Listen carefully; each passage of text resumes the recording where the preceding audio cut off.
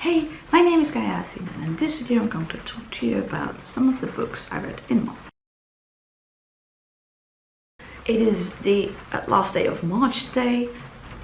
I only have 3 books to talk about, but if I finish anything else today, I will hopefully record it and remember to add it to this video. As you can hopefully see, if you're not too vision impaired, I am in a different location. Usually, those of you who have been subscribed to my channel for some time may have seen this location before. This is the conservatory, or serre as we say in Dutch, by my parents' house, that's where I am now. We used to live here before we moved in the summer of 2020. I was filming regularly in this location before summer 2020, so yeah. But I am here now, and I thought this is a nice location. I remember back in the day, at least people used to like it. It is snowing outside. I don't know if that's at all visible or not, but we had some nice sunny weather the past few days, and then now it's snowing. So yeah, I don't know what the weather is doing, but we will see. So yeah, I'll just get into the books. As per usual, in the description of the video there will be timestamps in case you're interested in a particular book. So the first book I finished since the last bit that I filmed is Lessons from the Photosphere by Kate Harding and Marianne Kirby. This is a non-fiction book, and it was published in 2009. I liked it, but I didn't love it. This book, well, it says here, quit dieting and declare a truce with your body.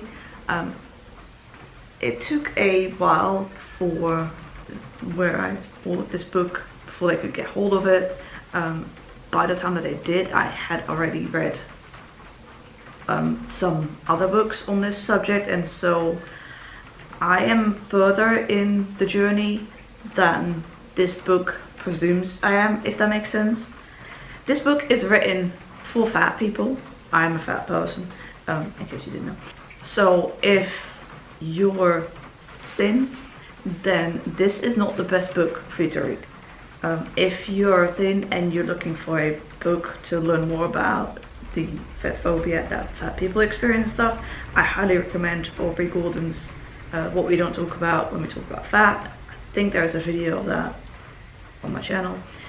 Yeah, I'll just go through my notes. So the book talks about a bunch of things. Part 1 is health, part 2 is mental health, part 3 is socializing, part 4 is avoiding negativity, part 5 is getting dressed, part 6 is the media, part 7 is getting your head on straight. So my notes are not really in a particular order, I think, so I'll just go through them.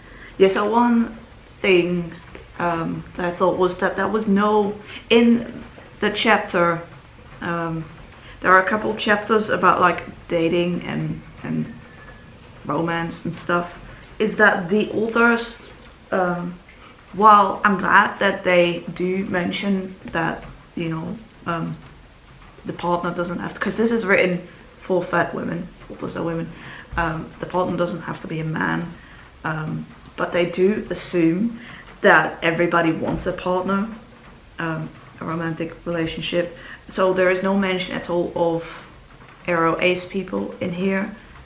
People are expected to want a partner relationship and have sex. So I just wanted to mention that. Now, this was written in 2009.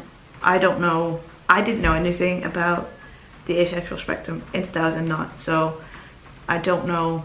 Yeah, I feel like I would have preferred it if the chapter had also acknowledged that if you don't want a romantic partner, that's fine too. So, but I'm glad that they did mention like gay, lesbian. Yeah, a couple of things I thought was slightly dated. Now, obviously, since this book is written in 2009, that kind of makes sense. Or maybe dated is not the word, but it's like we know more now, so that kind of makes sense. I didn't write down specifics. So yeah, I've read newer books about this subject earlier on, and that helped me. Just such as the Effort Diet, I won't mention the full name, by Caroline Dooner. I think that's a newer book than this one. What I really liked about this book is the feeling of recognition, where I sometimes just thought, yes, that is how I feel, and yeah, that is a feeling that I personally don't have a lot of the time when I read books, and I love it when I do. So yeah, that for me was, I really like that. Also, sometimes between some of the chapters there is an essay written by another person. I think about 5-ish in total, if I remember correctly. And these are about a variety of things. I remember we had an essay written by a fat black woman. There was an essay written by like a disabled woman. There's also a couple of appendixes that list plus size clothing stores, body positive resources online, and body positive resources at the library, which is, they're in the opposite order that I just mentioned them because I'm going back to front. But anyway, I thought these essays showed a point of view that was different from the authors. I liked the inclusion of these essays. I think that's about all I wrote down. So yeah, this would probably have been slightly more useful to me earlier on in my journey. But I did like it. I think I rated it 4 out of 5 stars. The authors are, I think, 2 white women. The next 2 books are by the same author. They are by Joanne Fluke. So first we have Sugar Cookie Murder. This is book 6 in the Hannah Swensen series, and after this we have book 7. So this series is about Hannah Swensen. She runs a bakery called the Cookie Jar. She bakes and comes up with her own recipes. This is a cozy mystery series. So so far most of the books, a murder happens and Hannah tries to figure it out, who did it, sort of thing.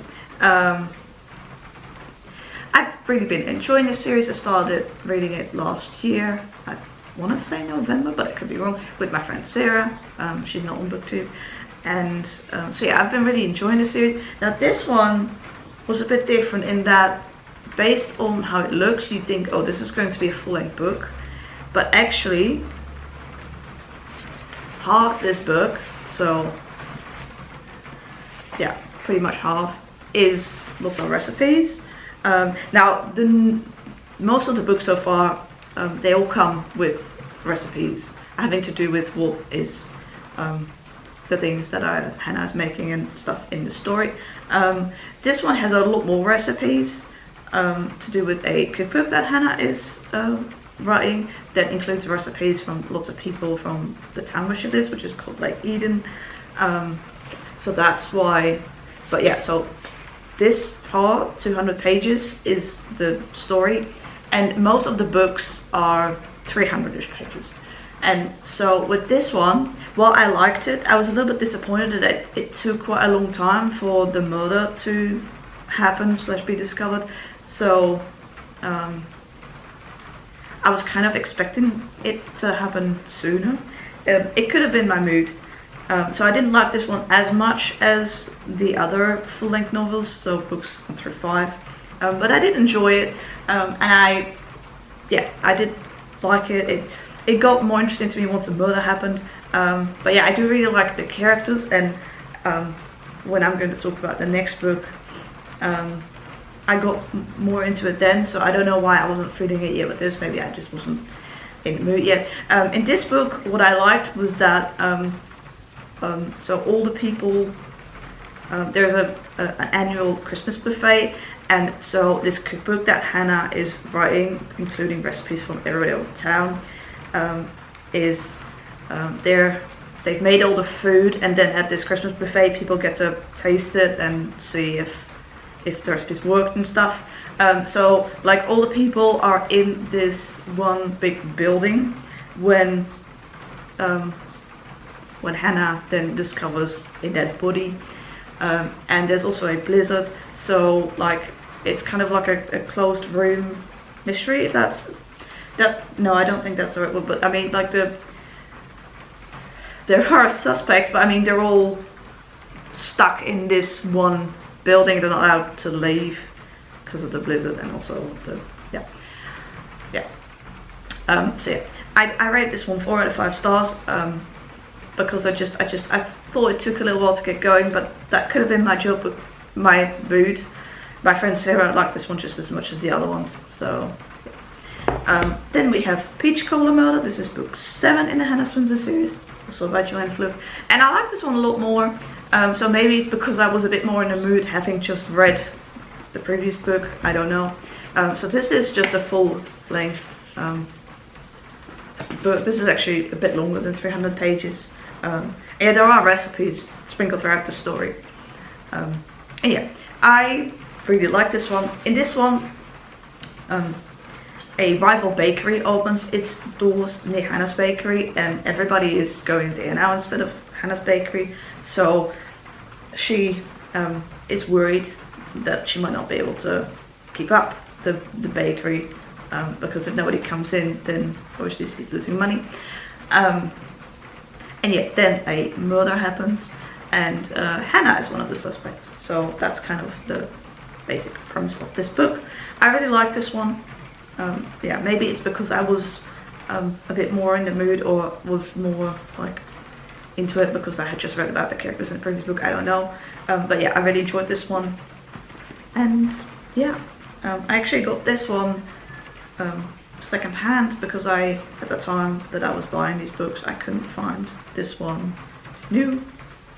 This was before July 2021, when now we have to pay import tax on everything that is coming outside of the main EU, rather than just everything above $20. So when I'm glad I got this book when I did, because I didn't have to pay any extra import tax, but now I would need to. So anyway, yeah, maybe they are releasing a new edition of it at some point, but I wanted this old cover because I like this cover. Anyway, yeah, I really enjoyed this one.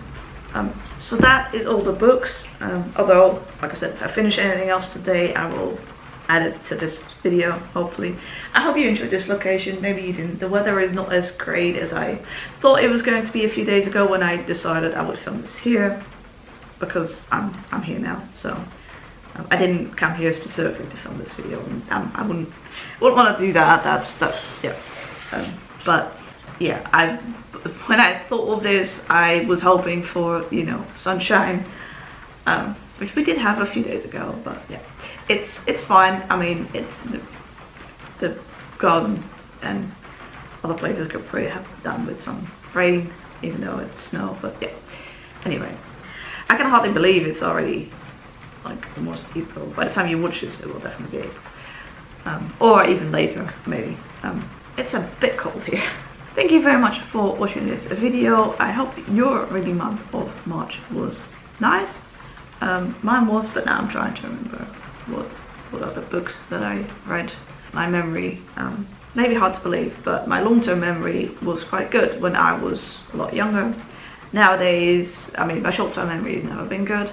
Yeah, nowadays my memory is not that great, so I don't really, what book did I read 10 books ago? I'd have to look that up, or see the pile, because in my house I keep like the books that I have read that month, but obviously I don't have them here with me, so yeah. But I have these 3 because I read them here. Well, I finished this one while I was here. I read most of it in my house, but anyway. Thank you very much for watching this video. Leave a comment and a like if you like, and I hope to see you in my next video. Bye!